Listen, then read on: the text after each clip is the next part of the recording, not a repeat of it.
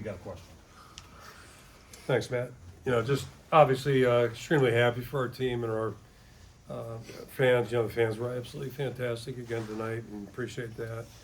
And it really was just a classic November Big Ten football game. From my vantage point, Nebraska's a talented football team. They played really hard and played well. Clearly had momentum at halftime, so we knew it was going to be tough. And just walking off the field, Albert Einstein quote kind of hit me about, not everything that can be counted counts, and then not everything that counts can be counted. And I think that sometimes explains the way things go in sports. That's what's so interesting. As much as you want to analyze it, slice it, dice it, cut it up, all that stuff. And I know statistics are important, but sometimes you just got to find a way to win. And our team did that. You're down 10-0. I think our guys really dug in and made plays when it mattered. And that's really what you have to do if you're going to be successful.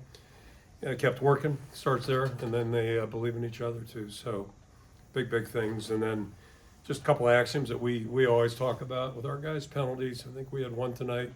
They had 4, so it really wasn't that big a factor, but the fact that we played clean was certainly important. And turnover takeaway margin, for my whole time in coaching, that's the most important stat there is, and we came out two up on the count on that one, and that was obviously a huge thing. And the other building block for us for 20 plus years is just special teams. And there are a lot of things that happened tonight in special teams that were significant, but it's easy to cherry pick, Drew's field goal at the end. But I would also suggest, that punt that reset prior to that, to put them on the 20, tied right in with that. So, you think about that, change in field possession, getting the turnover or takeaway, and then certainly Drew coming up big. And even better there, you just think about a year ago with Drew, basically got benched at the end of the Nebraska game last year. And, what a contrast to tonight. And we all had tremendous faith. So just really proud of the guys, proud of how they finished. November 3-1. We were 4 out of our last 5. So, and to win the last 2 are really big. And we've had our things to overcome. So just proud of the effort everybody put in there. And then just, closing really, got in the locker room. First thing I said to our guys, younger guys, I just said, hope you guys are paying attention. Because, things like that, hopefully they're learning. They're not out on the field actually doing it, but they're with their teammates watching it. And it all goes back to the older guys, our best guys, our experienced guys, doing a great job. And no better illustration there of the play Caleb made to put us back in the ball game. And you can't explain that play. It was just a phenomenal effort. A lot of good things to get them started. The guys outside did a good job blocking, but what an unbelievable, just a fantastic individual effort. But again, if you're going to win a game like that, somebody's got to step up and do something, and we've had those through history too. So just really happy. And then the other thing right now is we look forward. We've got a chance to rest here a little bit, and everybody needs one. It's been a long, tough season. It always is in the Big Ten. That's nothing new there. And, it'd be really nice for our guys to have some time here, get regrouped a little bit. And one thing I do know for sure, wherever we end up, it'll be warmer than it was tonight. So we'll figure that out whenever they tell us where to go. But right now we're just going to enjoy this one and let it kind of, just kind of simmer for a while. It's a good deal. I'll throw it out for questions. Scott? Yeah, Scott Document with The Athletic. I want to actually take you through the decision to kick the first field goal, because you recovered the ball at the 4. You're probably thinking we got a chance to get 7. It didn't happen. Did you think at all about? Absolutely. Oh yeah. And did we punt once or twice from midfield? I think twice, right? No, I'm sure we were getting booed. Obviously we're getting booed. Sometimes you can't be a fan. Like, you just got to think about what's going on, how we're playing, and think big picture. And I'll be brutally honest. I didn't have confidence that we were going to make it on the 4th and 1 or the down in there. And I do know this: if we didn't get points at that point, that could be problematic. And I'm hoping something was going to happen, later in the half. So fortunately it did.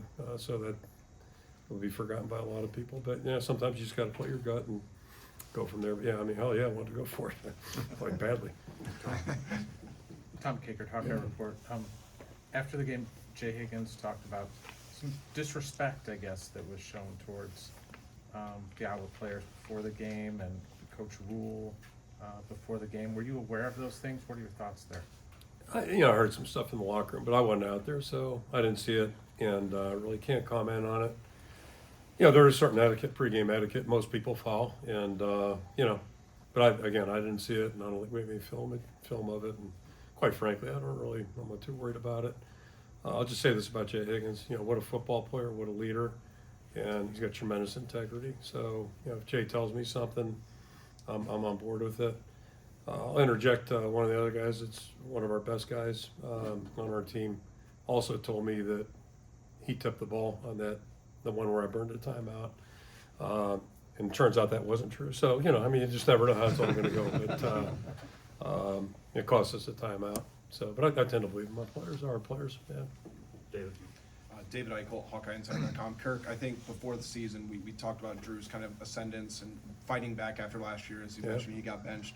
And I think there was a point where you said you were kind of worried about if it was going to kind of click back together, I guess, for him to be able to go out there, go get 5 field goals last week, make the kick tonight, just kind of an overarching redemption story, I guess. How would you kind of describe the growth and bounce back that he's shown this season? Night and day difference. And, I over the years, you read a lot of stuff, and I tend to read about coaches and successful people. And I'll never forget Earl Weaver had a quote about not Earl Weaver for you young guys. Okay, yes. Baltimore Orioles, they had a really good team. All right, he was their manager, but short, little, fiery guy. But he had a big thing about not having a doghouse for players and or the kids that you're raising at home. And unless they really do something egregious, you just got to keep having faith in them and keep seeing them work. And that's the key to this whole thing. Drew has done nothing but mature. He's worked hard. He's earned everything that he's gotten. I tell our guys all the time, you wonder why Caitlin Clark's so good or Steph Curry. How many hours do you think they spend shooting balls? And that's, everybody forgets about that part. If you want to be really good at what you do, you got to invest and you got to put the time in. And I'm not an expert on how many shots Caitlin's practiced or how many, but I'd suspect it's a lot and significant. And he's done the hard work, kicked with great confidence last week in windy conditions, and tonight that wasn't a chip shot, but I think all of us felt like, hey, he'll do it. Tyler Tashman with the Des Moines Register. Max's strip sack, what all did you see on that play? Just a great effort. And a lot of times, your coverage has to be good, so the guy's got to hold the ball for a while, and that's usually how those things work. So coverage is normally a component. It's hard just to run free through there or beat a guy, like that. So you got to cover well enough where he's got to hold the ball, and then just a great job getting it out. And it came out a couple times I think tonight, but we only got that one. But it came at a great time, in a great position on the field certainly. And here we just stay alive in Power 5. If someone would have told you before the game that you would be shut out in the first half and only muster 164 yards of total offense, would you believe you still win the game? The odds are against you, right? The odds are against you, but that's why, you can't believe in that stuff. You just gotta, the football is still about finding a way to be successful somehow, some way, no matter what sport, but this is what we do. So stats are important, but, if it's stats versus, coming out on top, there's not even a close, one's way out in front of the other in terms of first and second. And, those stats, nobody remembers them in December anyway. It's about finding a way to be successful, and our guys have done a good job of that. John Steffi at the Gazette. Clarifying question from pregame. Cade McNamara didn't see him as part of senior day ceremonies. Yep. What went into that? Looked like he was among the 23 who was supposed to be honored. Yeah, opt-out's a big term right now, right? Opt-outs. He just declined the chance to come out, and it's strictly up to him. It was his desire, so we're going to honor that, and we'll see where it all goes here. Hopefully he's feeling better. As I said last week, he's had a rotten 3 years, so I hope everybody can be empathetic towards that. Hey, Kirk. Elliot Clough, Hawkeye Beacon. It seems like, every time I've asked this question from the older guys, from Max, everybody had 100% confidence that Drew was going to hit that last field goal. Do you feel the same? And I guess, do you say anything to him as he's trotting out on the field, or you just let him go? No. Then they called the timeout, so he actually came over by our bench to, take a couple practice swings. But right, wrong, or indifferent, I just kind of let those guys go. Like they're in their own zone. They don't need me saying it's the obvious, like, you can do this or go get it. But I would go back and I can contradict myself a little bit. You know, everybody's confident because of the way he practices typically, but I think I've said before, like, he's not always on Wednesdays. Sometimes I'll leave the field scratching my head. And I've requested he quit fooling around, like, with new techniques when we're doing team stuff. Like, do that on your own. You guys are on your own all the time as kickers. But, you know, in general, he practices well. But I think everybody knows the maturity. He's a much different player than he was last November, and his teammates all know that. And the way he's been performing, so that's why everybody's confident in him. You know, he's earned that. Take a couple more, Mike. Hi, Kurt, Mike Kloss, thegazette.com, Cedar Rapids Gazette.